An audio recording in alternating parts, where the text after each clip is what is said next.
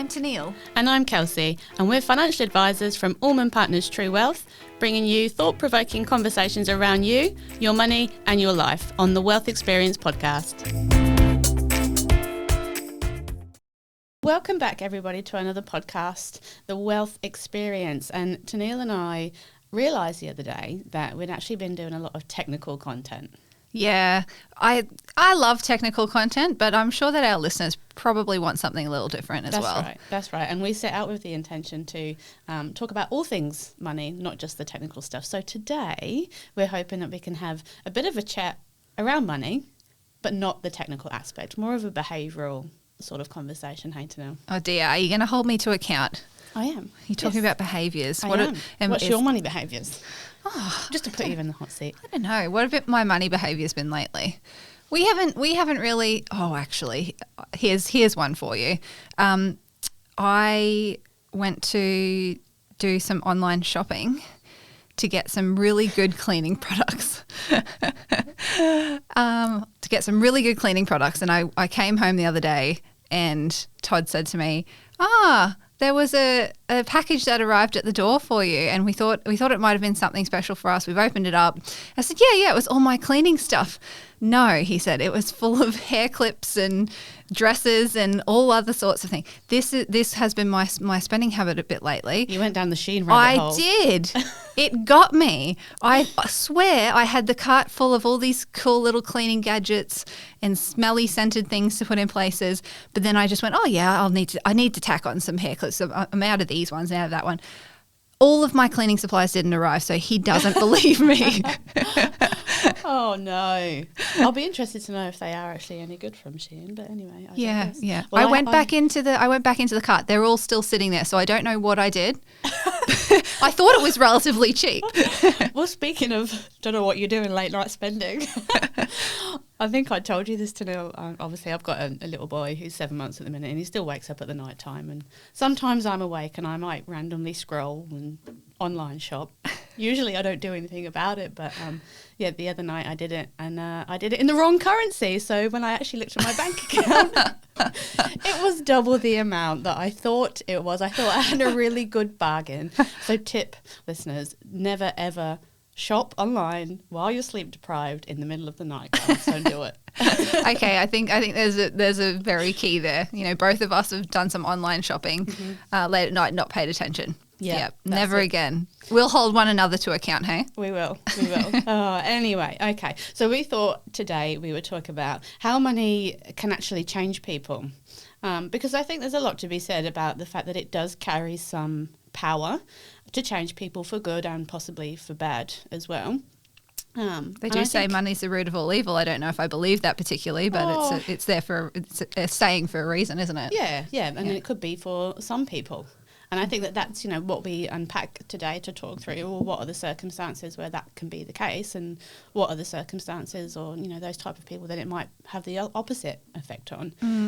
Because I think it does reveal something of your character when you either suddenly get wealth or over time you create wealth. Maybe it's a bit of a slow burn change on your character, possibly. Yeah. Well, I guess it's interesting to say that your current state of your financial position is never going to be the same again, because tomorrow you will either have consumed more or earned more, and so it is constantly changing. But this idea in our heads that many people have about it's part of my identity, where I'm sitting right now, what money I have to my name, that's part of my identity, whether that's a sense of pride or whether that's a sense of guilt or shame or upset or whatever the case may be, right? Yeah, it is. I actually like that perspective now. That definitely is a part of everyone's identity and the way that we live our lives now. And I think it would be good to reflect on, what are some of the good things that it brings out in people first. We'll start with the positive, hey? Always start with the positives, glass half full approach. That's it. Because I think when you do have more money, you have more freedom and you have more security, and therefore, well, hopefully you have less stress. That's I mean, the Maslow's- reverse can be true. You can have more stress from money as well, but You can. But I that's think everyone Maslow's was hierarchy of needs, right? You've got your basics for living sorted out, and then you go up the chain, and you've got the ability then to get to that self-actualization. And money does That's right. play a very big part in your ability to go through that hierarchy of needs. Absolutely. And it gives you the freedoms then to pursue more of the passions. You know, if you don't have the money, you know, if you've already funded your food, your bills, your healthcare, all of those things, you've got your place of living sorted, and you haven't got to worry about the cost of all those things. You've got more money to spend on the things that you like. Yeah, absolutely. And I Creative guess in this risk, I believe they call it. creative risk, I haven't heard that one. In Australia, though, we're pretty lucky. I mean, it's very easy to take it for granted, but statistically speaking, we're one of the countries that's doing quite well from a financial standpoint for the greater part of the population. So I think, you know, the statistics kind of currently show over time this has been pretty similar, that between 50 and 60% of the population feel financially secure. And obviously even right now, yeah, with the increased cost of living. That's absolutely. the stat. Okay. Absolutely. And that's a feeling, right? So that's not based on how many dollars do you have in the bank. It's not based on how much money do you spend on luxury items. It's just the general feeling that people have, which I think is important, because we are talking about the emotive side of money, not the dollars in the bank, not the tangible side of it, but what do people actually feel? And the majority of Australians do feel financially secure. Well, that's not a bad statistic. It should be, right? be As a honest, that's developed pretty nation good. that reinvests back into its population and has good, you know, whatever you think about the healthcare system and all those different factors, but has the ability for the population by and large to be able to move ahead and to live in a comfortable manner. I wonder what the stats were across other countries. That would be interesting. Well, Australia typically comes out in the highest quadrant for developed nations. I don't actually have that number in front of me, but when I was having a bit of a look, Australia was quite often in the upper cohort. I'm glad that we're here then. Absolutely, we are very lucky. We are. We're definitely a lucky nation. We shouldn't take it for granted. No, that's it. And that does allow us to be, there's one thing to be said though, you know, we're talking about, so the majority of the population is saying that they feel financially secure, but there's certainly a cohort that needs more help, right? And as we move up that hierarchy of needs and have more funds available for ourselves, you know, that idea of being more generous to those around you and to go into that sort of more philanthropic state, however that may occur. I wonder if that's an innate state though. Do you think that some people are just more generous than others? So that's got to be a factor, right? Because some people can have all the money in the world and don't want to be generous with their money. Yeah. They want to hoard it all and keep it. It's one that I've thought about a lot, because it's this, I kind of think it's along that same line of nature versus nurture. Do you really know if people are more generous because they in and of themselves have seen a need for it and then acted on that? Or were they brought up in a sense that helping others is doing right? I don't know. I don't know what the answer is. I thought it was really interesting, though. I heard a presentation from Peter Winicky.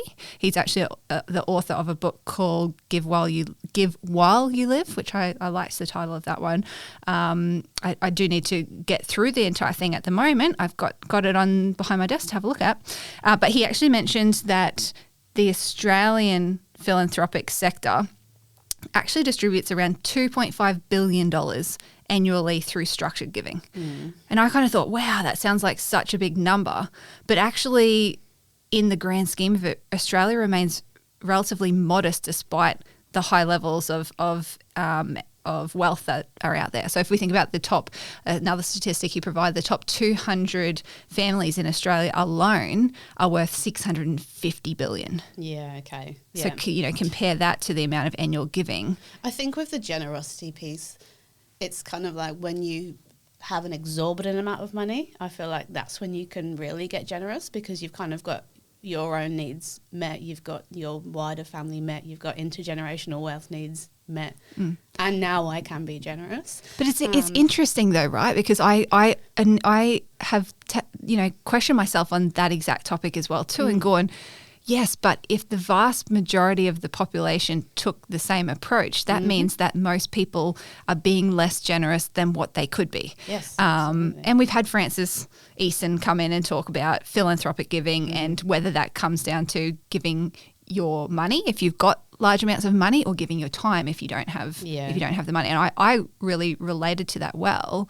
But yeah, it did make me question, well, surely as a society, maybe we're not providing enough incentivization or education or support or whatever it may be for more people to get involved. Because even a couple of dollars from every single person in Australia would go so far. Absolutely. But I think we've also somewhat lost this sense of community.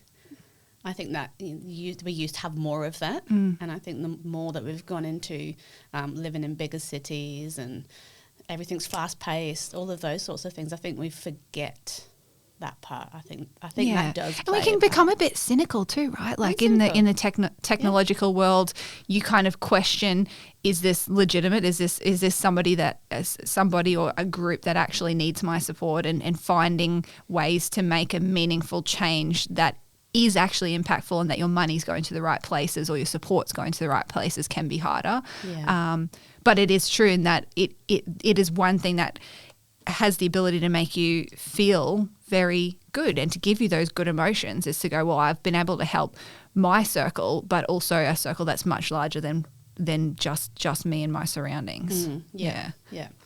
I think we've probably got to get a bit more connected as human beings again, but that's a whole different conversation. And when we're thinking about, okay, what other ways can money change you for the good, I think it does give you lots more options in being able to pursue personal growth and feel more empowered in doing so. For sure. Because, from the start, you've got access to better education. Yes. You've got access to be able to pay professionals to help you in that space. That's right. But in saying that, you've still got to be of that mindset that you want to. So I think whether you have money or not probably doesn't change that aspect. I think it's either within you or not, and then money is just the tool. Absolutely. To help you.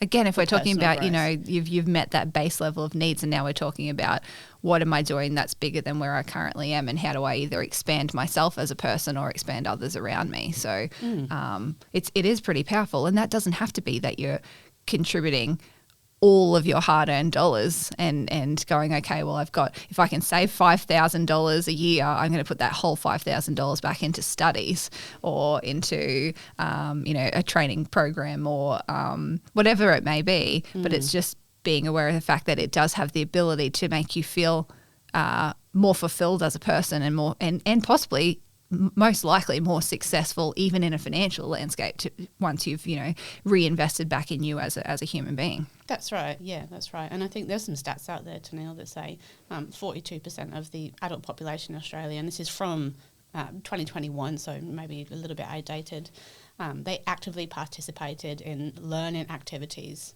within that year to develop themselves. And I think that's a pretty good number of people. Yeah.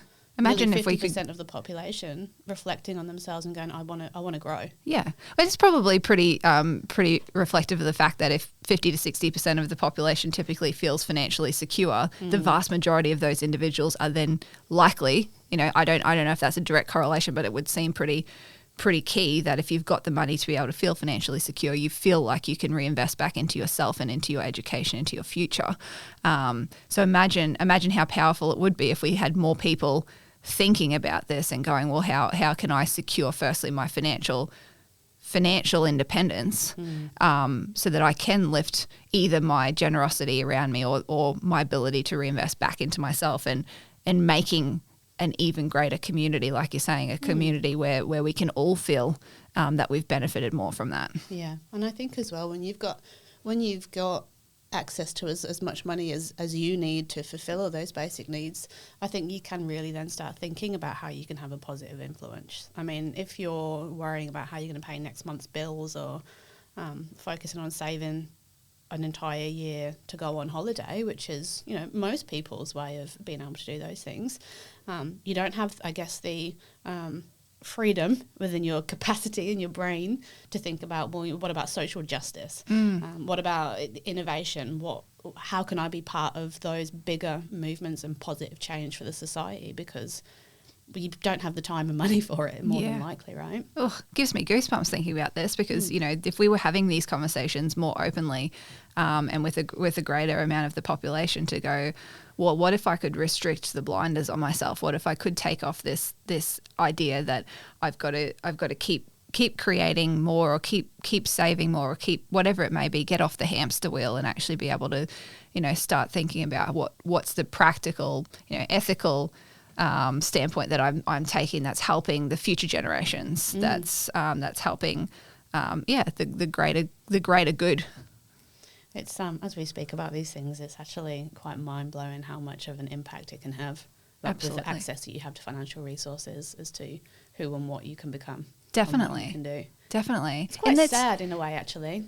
Yeah, it is. It is because, you know, we should be challenging one another as humans to understand what our impact is, and, you know, what is it that I'm going to be proud that I've been able to put my name to when I look back on my life and go, wow, you really made it. You know, and for some people that may just be I lived my life in a loving way, and my close circle around me all know that I was a good person and I've done my part. And for others, it may be I've been able to expand that circle and create something a bit bigger. and for many, you know, when we think about the people that have made huge impacts on the world in good, meaningful ways, financially as well too, they may not have thought that their impact would have such a big reach, and their stories might have started from something that was very humble in its beginnings as well too. Well, it comes from a place of passion usually, or personal impact to start with. Yes, exactly. Something's affected them or people that they know, and it becomes bigger and bigger and bigger. Yeah, I think that's an important piece of that whole philanthropy as well, isn't it? That if it's tied to something that you're passionate about, and what you're passionate about doesn't need to be, you know, if you're passionate about, like I say, if I'm passionate about my local soccer club, and me giving my time and support there is helpful, that maybe that's enough. You know, maybe those kinds of that's still doing good. That's still, you know. Yeah, maybe I don't need to go saving world hunger and creating world peace. No, we do need people to do those things, but I think it starts small, doesn't it? Everyone doing their little bit. But as we know, there's definitely people out there that money does not change them for the good, and it can bring out some really bad traits in them. And I think it's safe to say that we've definitely seen in our lifetimes, and, you know, even on movies and that sort of thing, wealth can create this sense of arrogance and entitlement. When we say that, I feel I instantly have a picture of somebody in a restaurant, in a nice fancy restaurant, kind of sitting there clicking their fingers, you know, assuming that the waitress needs to be there on their beck and call and being really rude. That sort of character is what I envision. Throwing the money at the valet. And that's it.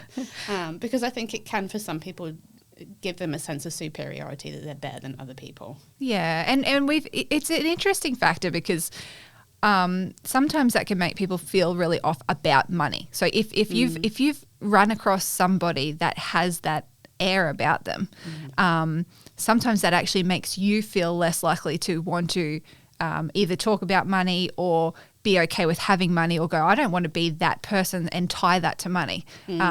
Just because these set of behaviours that you're seeing have come out when that person's reflecting on the way that they are with money. It doesn't mean that it's the truth, but it might be the template that somebody attaches to that situation. That's true.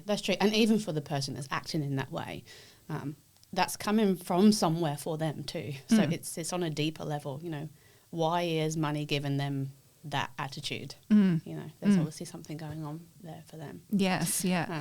But it can have the ability, we speak a lot about the ability for money to create the cycle of fear and greed.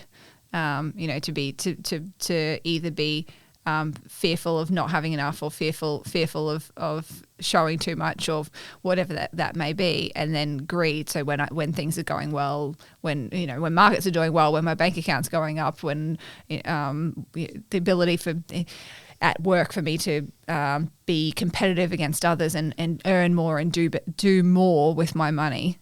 Which is really interesting as you say that, because I think, we're all familiar with the concept of greed and wanting more and pushing for more. And I think we definitely live in a society that has a lot of that in it. But we don't often talk about the fact that, like you're saying, it can cause fear and people just hoard and kind of don't want to address it, don't want to deal with it. And don't really make plans with their money. Yeah. Or that's right. They're, like you say, they may be afraid to spend it. They may be afraid to talk about it. They may be afraid to trust someone with it, whether that's the bank, whether that's a super fund, whether that's whoever, even just speaking to their loved ones about what they do have there and what their wishes are and those kinds of things. So these negative biases, these negative behaviours that it pulls out in people can be real, and it might not be the state that they want to live in surrounding it, but unless we put it on the table and allow people to actually talk about money openly. But we don't ever talk about the psychology of money. Yeah. It's just not something that, well, first of all, money's not a subject in school. So you're kind of spat out of the school system into the real world where you have to now go and earn money, manage money. So you're trying to figure all that out. And then there's this taboo to even then talk about money with other people. Absolutely. So And we did sort of address this whole area, which I just find it fascinating in episode 6. So for our listeners, talking to the psychology of money, in particular, we gave a shout out in that episode for Morgan Housel's book, Great The Psychology of Money. Yeah, really, really great book. If anybody wants to go and have a more of an in-depth dive into the psychology of money, that's definitely a great suggestion there, Teneale. But also, when we think about the bad things of money, what about people that just lose all the relationships that they've had for a long time? Well, it perpetuates, doesn't it? Because if I'm living in this space where money is bringing out the worst in me because I'm scared or fearful, and so I'm in protective behaviours, or I'm being greedy with it and splashing it about and being controlling, and whatever the case may be, that's not going to give you a big group of friends that want to be around you or loved ones that want to be around you. It can be very isolating. Absolutely. Yeah, absolutely. And I think there's a lot of trust issues that come into play there as well for people that may not flaunt their money or may just decide to disconnect from people that have had around them in their life for a long time, of the fear that, they're out to get them and want their money off them, or, there's always bad intent behind their relationships now. Yeah. That's right. You can see how people get to that point. And I think celebrities would be a perfect example. They probably feel like, if I didn't have money and I wasn't a celebrity, you wouldn't have all these people, waiting outside your front door every day to see you and want to know you. Yeah, well, we can see some of the impact that has on their, their emotional state and their mental health at times and all of that. And I don't think that there's enough information that readily says how impactful financial issues are on relationships. I know that we know that it's a big connection, but the reality is that relationships are not one facet, they're multifaceted, and so even though maybe 50% of marriages end in divorce, we don't have good statistics that show how much financial impact contributed to the relationship breakdown. That would be actually, that's another topic for another time. I think that might be quite an interesting one to delve into now. But I wonder if it's worse for people that just suddenly inherit wealth, lottery winners or big inheritances. Yeah.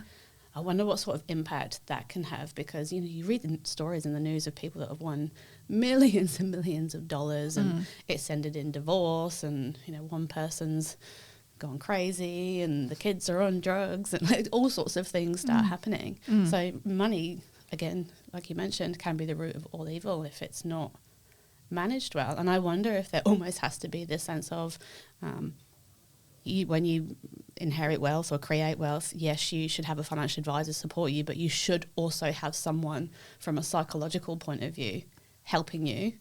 That's right. Along that journey. That's right. And I feel like this is at times why so many people tend to think of financial advisors as financial counsellors, because we understand that there's an impact to your emotional and all other areas of your life really based around money. And without having a a solid grounding and a good understanding of the impact that this can cause you. You know, winning the lottery might be the worst thing in the world for one person and the best thing for the next. And it's because of the way that money is therefore handled afterwards and what that changes in relationships as well too. You know, all of a sudden I had my close-knit group of friends that were in a similar financial standing to where I am, and now I have much more wealth than what I previously did. Does that impact the way that they see me? Does that impact the conversations they're having? Do they want money from me? Can you imagine yourself in that situation? Like, what do you do? So if you're that person that all of a sudden you've got millions, and you want to be able to enjoy your money and you want everyone around you to enjoy life with you, do you pay for their holidays to come with you and all of those sorts of things, or, you know, would it be offensive? I think that'd be really hard to navigate. It would be. I mean, I heard something once that Taylor Swift paid for a group of her girlfriends, might have been like 20 girlfriends or something like that, to go on this lovely holiday with her. And it made me reflect on the fact that if you had a lot of money, you've got more, possibly more decisions to actually make about the smart way of using that, because the smart way of using that might not be taking the group of people around you on holidays if you won the lotto, but that might be the smart way of making those relationships, keeping those relationships going and letting them understand that you value them as well. So there's a lot of decision points in that to make sure you're still financially secure, and you if you don't want to end back up in the same place where you don't have that money any longer, but also, you know, make your position one that's comfortable, and one that the relationships you fostered, that they're not relying on you for that, but they're appreciating you. I don't know. That's a hard would that road change to walk over time? You know, I'm sure people that do that have exorbitant wealth and sudden exorbitant wealth. You know, there probably would be an element of, oh, we're covered, family's covered. Hey friends, you know, let's go and enjoy life together. I want you to be part of this. Which it could turn sour. Of course, time. Because how far can it go too? You know, you've probably, whatever it might be, let's say it's $4 million to one person that had, you know, $20,000 in the bank account the day before is a huge amount of money. But if you have to split that between you and mum and dad and your 3 siblings and 2 of your closest mates and your partner, and that's not going to go very far. No, it's not. It's really not. Especially as a couple. You know, I don't know if you've ever had these conversations, but, you know, my partner sometimes does the lottery, although I tell him it's gambling. And then you have the conversations, well, if we win the money, what are we going to do? And there's kind of conversations around where we'll give this much to this person and this much to this person. And you're like, well, hold on a minute. You know, no matter what you do, you're not going to win, because it won't all be fair and equal in everybody's eyes. No, you can't. And you can't make it the case, right? But it is just a very interesting space. I've been watching a show on Netflix, something to do with The Millionaire. I can't remember the name of it anyway. And the idea is that one person's a millionaire and they have $1 million in a box, but they need to not let anyone else know about it. Yeah. And I just finished it yesterday, and I thought it was just really interesting because at the end, and I won't spoil it if you haven't watched it, Kels, but they've obviously got to lie to one another to be able to secure the money. So the millionaire has to be able to lie to the other people so that they don't suspect them or whatnot.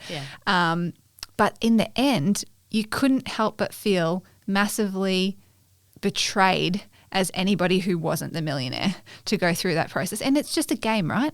So no one, if they all walked away with nothing, no dollars at the end of the day, they would not be any worse off than where they currently are. So but is there a prize pool? Is that where there's a prize pool? There's $1 million, but one person is already gets the $1 million. Then that $1 million might move around at times. So it just randomly ends up in somebody's box, and that person has to complete a heap of challenges and whatnot and lie to other people so that they don't suspect them as the millionaire, right? And whoever has the $1 million at the end wins the $1 million. So out of, I don't know how many people there were, let's say there were 20, one person comes away with $1 million, 19 people come away with nothing. But those 19 people are not worse off, except for I was thinking, but you would feel so betrayed about that if you genuinely thought you had these real conversations with other people in here. But you're in the game. It is a game. But to me it was very interesting about, it was a visualization of the emotion that you can attach to money when you've got a windfall. Yeah. Because do I feel joyous for this person who now has $1 million that didn't yesterday? Do I feel envious? Do I feel upset and betrayed? Do I feel, or can I feel all of those things and it be acceptable? Yeah. Anyway. That's interesting. Yeah. I might have to go and have a little watch of that. Yeah. What you're talking about there, Teneale. Yeah. But it's just a good example of that emotion that we inevitably attach to money, because it's something that's a necessary part of our lives that keeps our worlds moving around. Do we think the world would be a better place without money? Oh goodness, that is a big question. Big question. Well, if it's not money, there's always been got to be something though, right? Because you can't be completely self-sufficient on your own. Even if we're back in a bartering society, they bartered chickens for fresh fruits and vegetables and lands and all sorts of things. So it's resources. It's resources. For that to work efficiently. Yeah. Resources have got to be. Yeah. I can't imagine one person being able to have it all, and if they did, they'd get there. No, but there's definitely a section of society that's going back to that sort of living, and people that are doing it off grid and all of those sorts of things. I was actually browsing YouTube yesterday, and people are doing their farmsteads and growing their own fruits and vegetables, and which they use money, to get there. I know. But they're trying to create that sort of living. Yeah, but again, maybe that's them using their form of money to be able to create their impact, and that's their impact, right? But there's still money there somewhere. Well, speaking of impact, if we think about people that have actually used their money to do good things, I think Oprah Winfrey is probably a really good example of somebody that didn't always have money. So she grew up in poverty, and I think there was stories there that she'd suffered abuse in her youth as well, and had a hard start. But now that she's accumulated the mass wealth, she's one of the greatest philanthropists out there. You can have a car, and you can have a car. She's got all sorts of foundations. She's got the Oprah Winfrey Foundation. She's built schools in South Africa. She donates millions of dollars to education, health, and actually lots of initiatives that are all about empowerment, which I think is fantastic. I think, sometimes throwing money at the problem doesn't solve it, but if you're actually empowering people and teaching people to catch their own fish, if you like, is a great way to give back and uplift. So I think she's definitely an example of someone that's used money in a good way. Obviously, we don't know her personally. We're making assumptions here, but absolutely. But if you went to one of her shows and you didn't come away with a car, how would you feel? I wish that was me, of course. No, but I think what you're saying there is interesting too, because it does I feel like when you see somebody or an organisation or a group of people that are very philanthropic in nature and are making an impact, it can make you reevaluate your position as well in terms of your need, and put into this grand scheme of things how lucky you may be as an individual already as well too. Yeah. Well, if we were sitting in the audience of the Oprah Winfrey show and she gave a car to someone that had 3 children, no car, and they're bussing it every day, I'd be happy for that family. Absolutely. I don't want the car. You need the car more than I do. Yeah, absolutely. Yeah. But I'm sure there's other people out there that wouldn't feel that way. Humans, hey. But I think what's another part about because we spoke earlier about the generosity part. I wonder if you're actually more generous, and we did some research on this one, Teneale, to figure out if you inherited wealth or you created wealth. Are you innately more generous either way? And it's called the wealth paradox. It's a psychological study, and it actually found that people who earned their wealth through effort tended to be more generous and more socially conscious than those who had inherited money or won the money, which is interesting because I wonder if that has anything to do with understanding the hardship and actually understanding not having money and then having money, the way that it can actually change your life. Because if you've always had money, do you really understand what it's like to not have? And the impact that can. Well, that talks a lot to what we've spoken about before when it comes to teaching kids about money. So if you know that you're from a family or a community that is more wealthy than other other communities, how do you make sure that you're instilling behaviours and showing the world outside of the bubble that you may live in,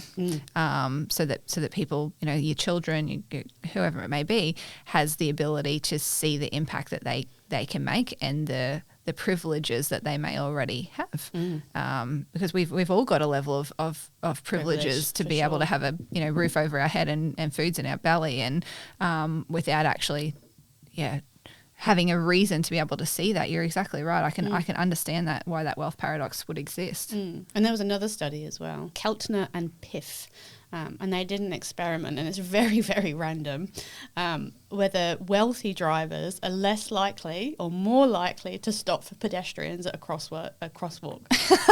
What do you think the outcome was? So whether wealthy drivers are more likely or less likely to stop for pedestrians. Okay, how do we go through this? So if they had more money, that maybe they feel more entitled. Might not be the case though. Maybe they think that if they had an accident, they'd be able to pay for it. So if they hit a pole or something, that's what I'm thinking. That's where my head's going. But by the same token, you're going, maybe they have more expectation on them. So they can't be seen as being reckless. They maybe they don't want to endanger others' lives that way, or they don't have anything to. Maybe they're not stressed and they're not in a rush. Maybe they're not, or maybe they're more stressed because they've got the high pressure job and they just need to get there. And I don't know. I would have no idea. Maybe the same. I'm going to say the same, but it's obviously got an answer, doesn't it? Okay. Well, the answer is wealthy drivers. Apparently, I don't know where this is based, but they're less likely to stop for pedestrians, and richer people within this experiment that participated in games were more likely to cheat. Oh, so if they did, if it was not the millionaire show, it was the multi-millionaire show, they'd be more lying. Yeah, more lying and more cheating to get what they wanted. But that's what the study says. Well, that's a study of greed, though, right? Surely. Yeah, it is. Because then you go. The study was actually in relation to power and empathy. Yeah. So, and what it concluded was that power and money can reduce empathy and increase selfish behaviour, unless people were actively grounded in empathy or community.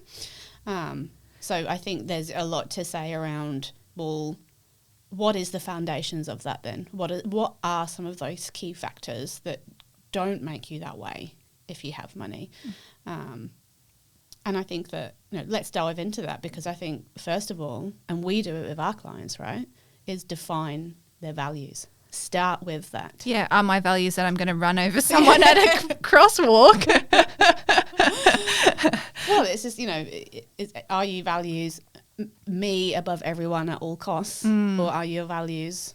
Am I going to, that's right. Am I going to turn into somebody that still has the same set of values if I had substantially more wealth than what I did today? That's right.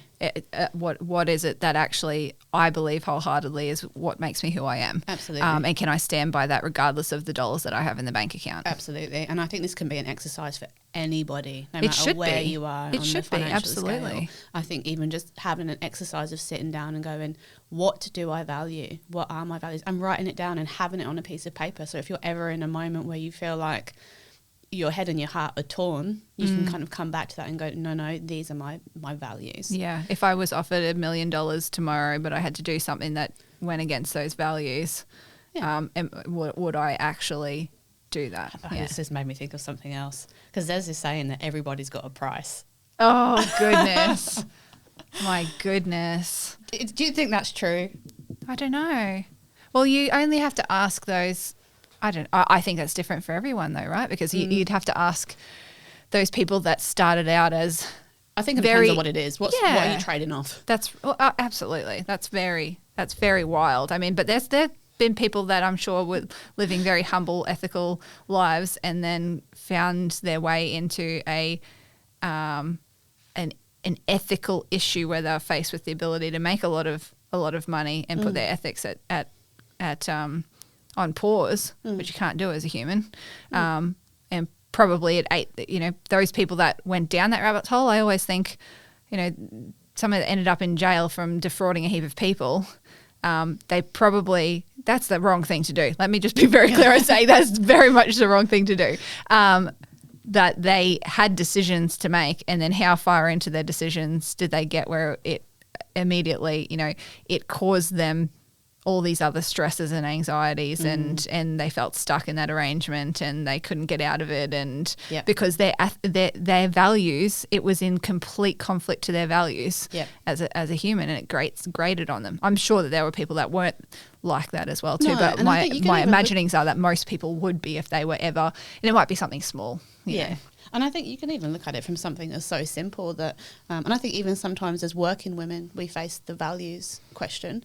What if the situation was, all right, you've got young children, but you've been offered a job that required you to work away 6 months of the year, but it would give you the financial freedoms to achieve all of the other things, that you have to come back to your values. And we've spoken about this a lot as well with males that have to go back into the working environment, because females are torn in that space now that there's more and more dual income families required to support living, but males are also torn with that when it comes to working away a lot, because there might be more expectation. They want to be with their family for the most part, right? Yeah, there might be more expectation of them having to earn higher amounts, which does pull them away from having both mum and dad at home, but we're earning a lower value, or having one person working away so that one person can be there more often for the things that are needed, and the other can be earning the dollars to make up for the difference. So those you've got to have good conversations as a family at that point, though, right? To go, as a family, what are our values? Because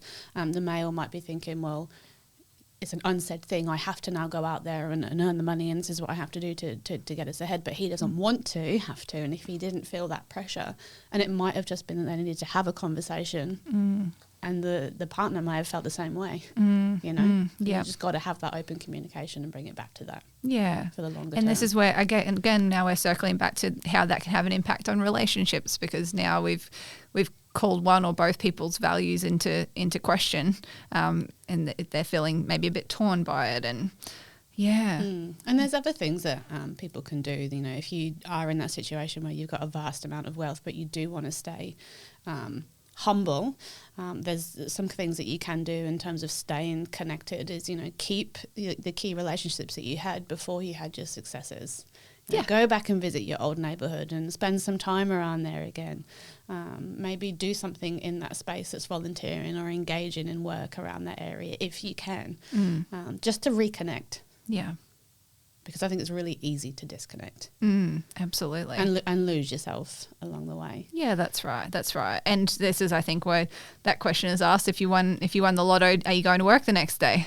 Well, yeah, because maybe I would. Maybe I like what I do. I like work. I love the people that I work with. I love the community that's around me. It gives me a sense of success. And a values piece as well. You couldn't just walk out the door and be like, sorry, team and business partners and clients, just as of today, that's it. I think that's a values piece as well, isn't it? That's exactly right. Exactly right. And I think it'd be really important as well to keep a circle of people that actually hold you accountable, right? Yeah. Like if you've got friends that can tell you, Kelsey, come on! I saw you almost run over a pedestrian the other day. I think you need to rein it in a bit. Oh dear, yeah. And I think you need those people. You really do. They're important. So if you've got those people, keep them close. Yeah, and just foster those relationships. That's right. And I was speaking a little bit earlier about linking money to your identity, but I think a really important part of what we're talking about is making sure that we can de-link those things and say money is not my identity. It's a tool to get me the things that I need in life, and can create, solve problems for me and allow me to do more than what I currently am, but it's not my identity. Because, tomorrow if it was all taken away from me, if I had a lot of wealth and tomorrow it was all taken away from me, am I still the same person that I am today? Yeah. So you are not, you have money, but you are not money. You are not your nice car. You are not your nice house. Yeah. Or I am not the things that I have to go without. I am not defined by the fact that now I'm not in the position that I want to be financially. Tomorrow, the next day, 3 months down the line, 10 years from now, I can be in that position. But in my heart, I am the person I am regardless of that situation. You're not in conflict with yourself, with your own identity. Yeah.